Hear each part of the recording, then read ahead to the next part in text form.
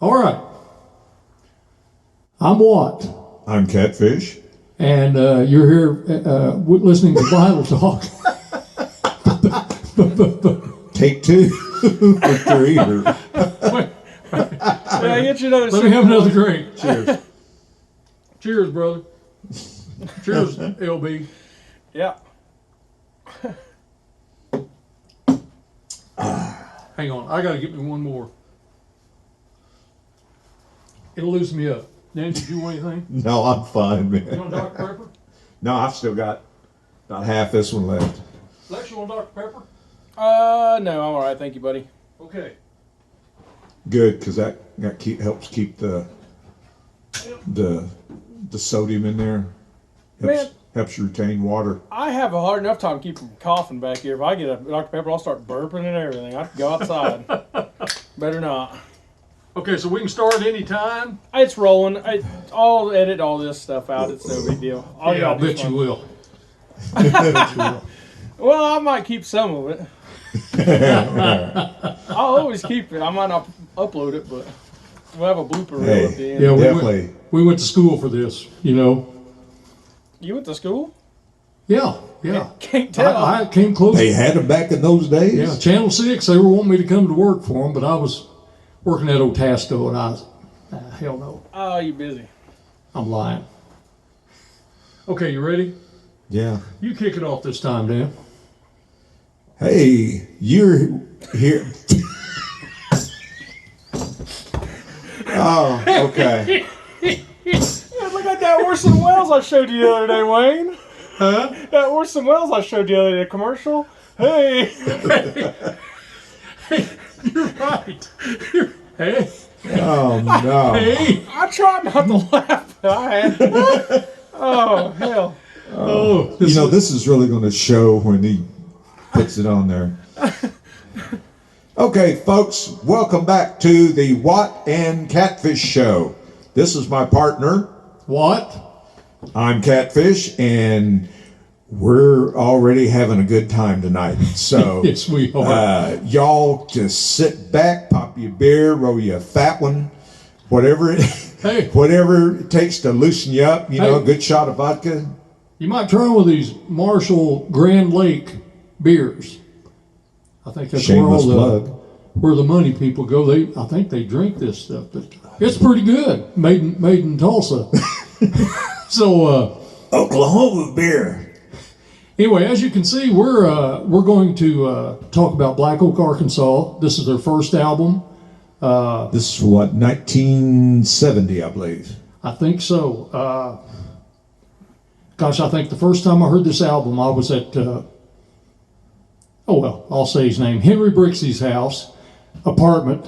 And back then, I mean, not a lot of people had an apartment, but I walked in, and this album was playing. I'd never heard of these guys, and nobody was home. I don't know what was going on, but I sat down, I listened to I listened to the album. I thought, damn, I'm going to run out and buy this thing, and which I did. But I never heard anybody like Jim Dandy sing. No, he was very unique, and to see him live was hilarious. I mean, it was just they had. I think what it was these guys, to the kids I grew up with in Arkansas, these guys were like our Beatles. They were people just like us that, you know, out there just playing and, you know, doing gyms and barbecues and beer keggers and all that, just the normal things. As you can see how they dressed. I mean, they just dressed like normal folks. No fancy suits or nothing that I remember. Now, when they were the Nobody Else, their incarnation before they changed their name, now they were kind of into the psychedelia. They were, you know, wearing the Nehru jackets and all that stuff, and they thought, nah, you know, they kept making trips out to California, and, you know, they just dressed the way they dressed every day. They were they were normal people, and that's one of the things about them that I think endeared them to the state and then to millions of people around the country, that they were normal. I mean, you know, they did as much for charities and stuff without asking for any publicity, just to give back. I mean, they came from a place where that little place in Arkansas that they're from is, I mean, there's not much there. Now they have a Black Oak, Arkansas museum now, which is really cool. And Jim Dandy's moved back there. And because Ricky Lee lives in Memphis, if I remember right still. And Hopefully he's watching. You know, give us a plug, Ricky Lee. And but you know, these guys, they I was living in Kansas and came down over the summer to visit friends in Arkansas, and my friend Paul David Burns, God rest his soul, he turned me on to these guys. He said, man, you got to listen to these hillbillies, man. These guys are killer. And he put it on his stereo in his grandmother's house and just about blew the poor speakers out of her stereo. It's like, you know, when electricity came to Arkansas and Uncle Elijah and, you know. Hot and nasty. Hot and nasty, Yeah. you know. And then, you know, all of a sudden it drops out and they're doing Hank Williams Sr., you know, or Marty Robbins, whatever. Oh, whoever yeah. wrote it, I forget who wrote the song, but it, and I mean, and they did it respectful, and it's like, and it fit in with their crazy hillbilly rock and roll. I know we were, well, I think me and Danny both, we were playing up on Lake Ten Killer and played a place. I bet there wasn't 10 people in there, but they kept saying, we said, are we too loud? They said, oh no, you can't get too loud in here. Well, then we looked on the wall and it was Black Oak, Arkansas's set list. We asked the guy and he said, oh yeah. He said, I paid for them to come down here. He said, I think it was $2,500, $2,600. They came down, played out back. People Yeah. on their golf carts from the lake, they all came down there. I bet it was, I would have loved to win if I'd have known about it. Oh yeah, that would have been. And one of the funny stories that this club owner told us was the band was just kicking it and the people were having a good time, and all of a sudden, Jim Dandy's false teeth flew out, and they landed, Oh, man. and somebody snagged them up, dipped them in the drink, tossed them back to him, and he never missed a lick. You know, so That's, I mean, that's pretty good. these guys had. I mean, they just by some of the things that they did. Some of the stories are just hilarious. Yeah. But I think they went to L.A. and they signed in 1970? Yeah, they were playing. I forget the name of the club, but the bass player and one of the guitar players from Iron Butterfly of Inagata-Devita fame, they saw them and thought, hey, you know, and they alerted somebody at their record company because they're signed to the same record company, and they ended up producing the album for them. And I mean, the guys made friends with like the Smothers Brothers because they stayed there part of the time, and you know, till they really got on their feet. And once they hit the road, they just never looked back. Now they get a PA stolen? Oh from, yeah, when they were starting out, when they were, I guess, about the time at the beginning of the Nobody Else, you know, they're way the hell up in the hills of Arkansas, and there's not music stores up there. I mean, you have to go to Little Rock or maybe Russellville, Fort Smith, Fayetteville, you know, but that was a long ways from where these guys were, and they needed a PA, and just so happened the high school had one in the gym, and they broke into the gym, nicked the PA, promptly got arrested, and I think that's when they had to kind of leave town. So they kind of went to Memphis, and then they went back and forth from Memphis to California, and then got signed, and the rest is history. Yeah, I think by 1974 they had played like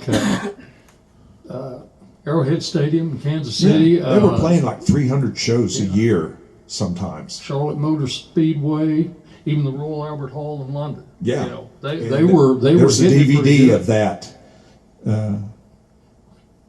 and that's from God, that must have been like 71. Yeah. So, Yeah. I mean, they were, they, for a long time, they were the American party band. They just, I mean, I don't know how to put it. They just, everywhere they went, they had a good time. And they were known because some of the times when I saw them 13 times growing up. And they used to have what they called hassle-free concerts. Because used to, they would check you when you come in. They'd be feeling you up and checking you for booze or weed or whatever. And they started hiring their own security. And in each town, they said, okay, kids can do what they want. As long as they ain't beating on each other or hurting somebody, they can do what they want. Times have changed. Now they're checking you for guns, Oh, yeah. you know. But I mean, you know, we go in with bottles of wine, and that's back, people throw a quilt out on the floor, you know, and you had kind of a spot for you and your partners, and or if you're taking girls with you or whatever. And, you know, you just you smoke it up, drink it up, whatever, and dance. People danced back then, especially these guys were, you know, it wasn't kind of hippie dancing, but, you know, it's sort of like the jam bands of today. Like people like Chris Robinson Brotherhood and Tedeschi Trucks. Oh, yeah. And, Yeah. you know, and they did a lot of shows and stuff, if I remember right, with the Allman Brothers. So, you know, those would have been some amazing. Oh, that would have been good to see. So, But I know one of their drummer, Tommy Aldridge. He was one of my favorite drummers. Just kind of watching him. He very good. yeah, he. Too bad he passed away. But Oh, yeah, that's you know, one of the things story about their drummer. I think it's the first one, Wayne Squeezebox Evans. When they went to California, they were, you know, kind of living on rice and cereal. You know, the typical rock and roll feast, you know, and they were having to sell their blood. They were going down and, you know, giving blood, and he was so skinny that he'd wear a coat, like an overcoat, and then take the coat off. You know, they do their thing, and that because other than that, you know, they wouldn't let him give blood, and he had to eat too. yeah. And these guys played everywhere. They, Ricky Lee would, if you get a chance, friend him on Facebook. He's an absolute cool dude. He has more stories about the band, and he writes science fiction kind of horror type stuff. He draws. I mean, he's just he has his own band called Ricky Lee and the Mutts out of Memphis, and you know, he's basically the main songwriter for the band. He is super talented and just as a humble a person as you'll ever meet. And You know, what got me is they all had nicknames. You had let's see, it was Ronnie Chicken Hawk Smith, Ricky Lee. They called him Risky or Ricochet. Ricochet. Hat was dirty. Stanley Goober Grin Knight. Harvey Burley Jet. Pat Dirty Daughtry. Wayne Squeezebox Evans. Yeah. You know, so you can tell these guys must be tight to have nicknames. And you know, they played together for years. And oh yeah. Plus, you know, living on a bus, and you know, I mean, they when was it? I think it was one year they had Foghat and Montrose as their opening acts. Shows how big they were. And they were, it's like, I think you were talking about the Arrowhead Stadium and some of the others. They did like 3 or 4 million people one year for their audience. And that's just in America. And That's amazing. They Yeah. were, Yeah, the they population- called them the ultimate boogie band, if I remember right.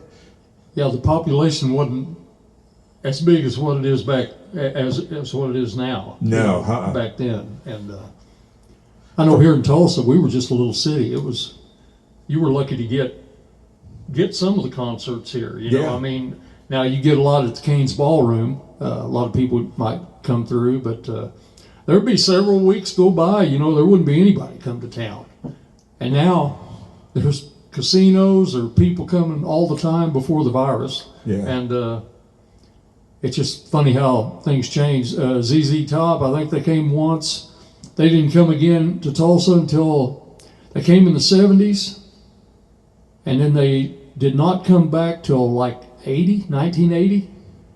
And I guess they were just in such demand, you know. Yeah. And Well, with these guys, first time I saw them was in 1971 at the Fort Smith Convention Center. And maybe a couple thousand people. I mean, it was literally packed. And other people that came through there, it's like ZZ Top came through on the second album. Trapeze with Glenn Hughes. They came through on the Medusa album, their second album.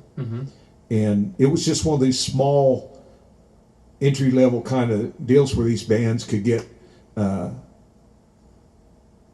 a crowd and start building their name. And that's one of the things, those shows at the convention center or whatever it was, they sold out every time. And it was just, Fort Smith became a place for a while that, you know, a lot of people came through. But these guys, first time I saw them, it was sold out. They were just starting to tour for the Keep the Faith album. Would be their second album, is Black Oak. And there's about 2,000 people. A band named Rock Bottom opened for them. And they were a Fort Smith local band, some of the guys at the music stores. And but they when they came out, I mean, these guys came out in, you know, t-shirts and blue jeans and looked like work boots or whatever. I mean, just like, you know, 90% of the people in the crowd. And I've never heard a sound like that. It's still to this day, you can still feel it, because it's like, whoa. I mean, this is just a power that came off the stage. I mean, they went for broke from the time they started playing till they quit. You ended up as sweaty as the band did, because it was just something amazing. And yeah, his voice was just oh yeah, and like nothing you've ever heard. And he could tell stories and talk trash and everything, and just, I mean, you know, just get ovation after ovation. I mean, people just going nuts. And but one of the cool things about my very first rock concert, but everybody was having to sit in chairs, and it didn't take more than about 2 songs, and the chairs were starting to become a great big pile in the middle of the floor. And first thing we knew, you know, there was a girl climbed up the deal and took her clothes off.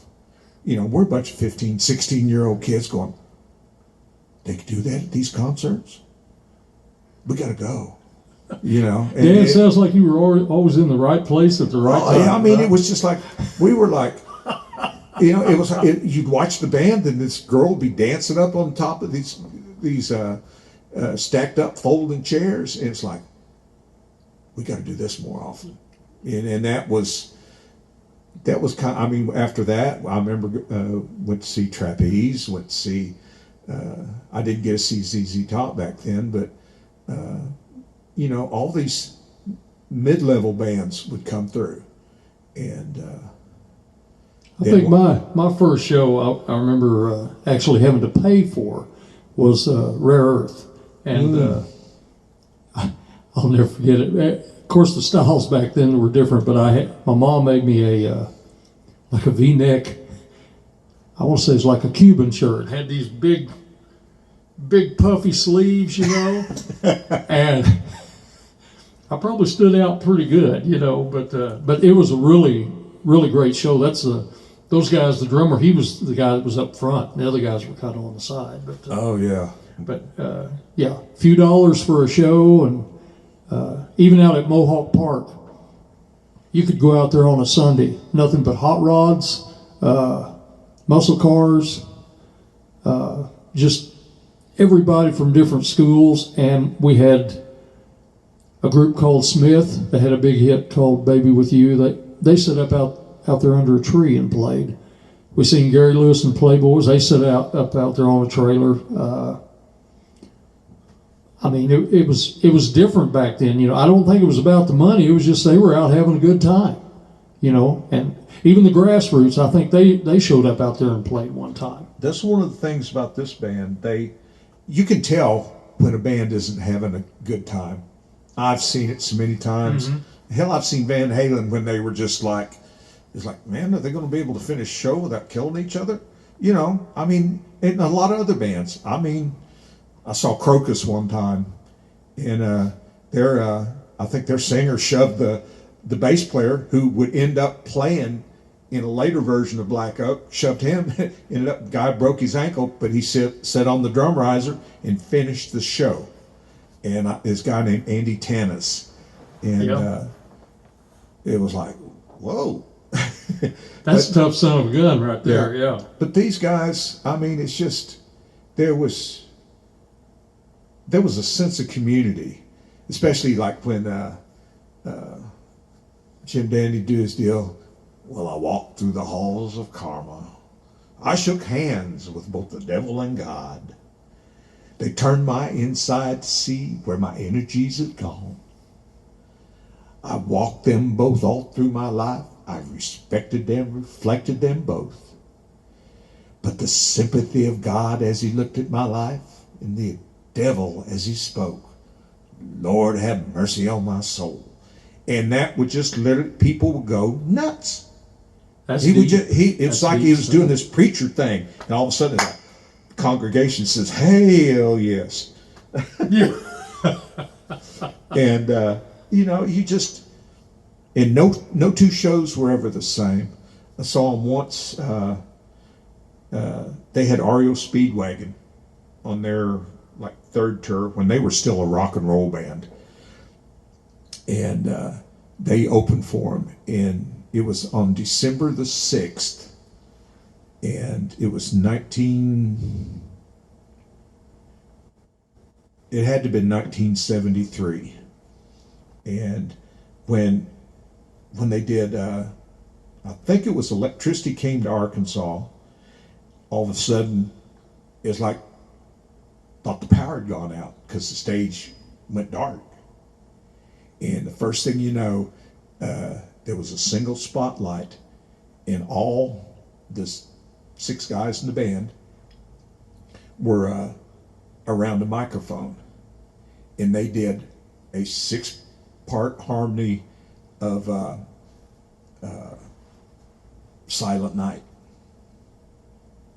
and did it all the way through, and you know, had like 15,000 people at Barton Coliseum singing with them. Wow. And then when they finished it, they brought it up to a deal, and just kind of the vocals kind of went up, and the lights kind of popped again, and they went right back into the song, and just, you know, it's one of those things. It's like, okay, what are they going to do to top that? You know, and these guys just literally, they were one of the hardest working bands, because they, you know, there's an old saying, if you don't sweat, it's not rock and roll. And when you grow up poor, you know, and in the hills, oh yeah, I'm sure there wasn't a whole lot going on up there. That they probably appreciated that success they had. Oh yeah, I mean they worked for everything. They endured. They, you know, basically kind of getting run out of your hometown. I know what that's like. You know, when you're young and you got ideas and somebody tells you no, it's like, oh, don't tell. I hate that word. Don't tell me no. I'm going to do it anyway, just to spite you. Yeah. You know, and that's just the teenage or the young person, and but they made good with it. Well, Dan, I know we haven't rehearsed this, but maybe we can do just a little chorus of that Hot and Nasty. All right, Just the chorus only. We appreciate y'all listening to us. Check out out the Black Oak, Arkansas album and their other albums if you can. Check out Ricky Lee Reynolds on Facebook. I mean, you will thoroughly enjoy his musings. But we want to thank LB for doing the camera work, and he works hard and everything. He came out to do this one right after work. So, And you know, I don't know. We're trying to get him to dance a little bit, and so hopefully Play the next song. time. Play the song. Next time. Yeah. Okay. We'll play the song.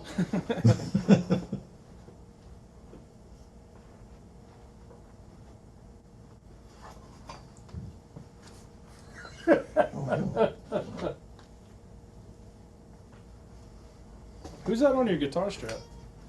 Who is it? The Beatles. Denny got me that. Friend of mine I used to play with, and I don't know where he got it. I think it was Willie still- Nelson, dude. Yeah, Willie Nelson, man. Yeah. He does a good job. He does a good He Willie. sure does. Yeah, this is another one. Believe it or not, we haven't rehearsed, but You know, I've got a teleprompter down here under the table.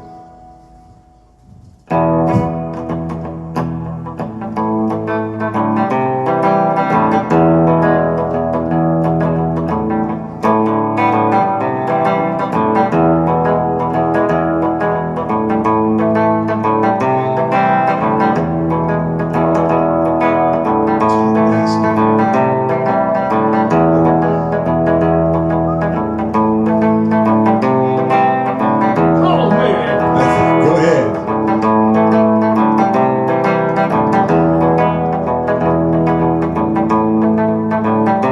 well they call me hot and nasty. Yeah, they call me You fancy. Yeah, they call me Call me hot and nasty.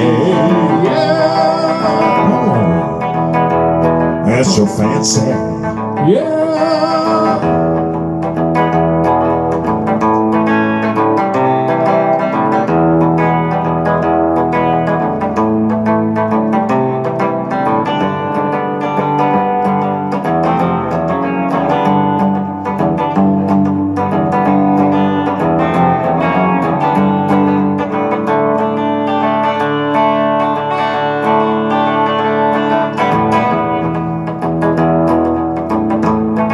Well, they call me Call me fancy. hot and nasty. Yeah, call me. It's so fancy. Yeah. You're so funky.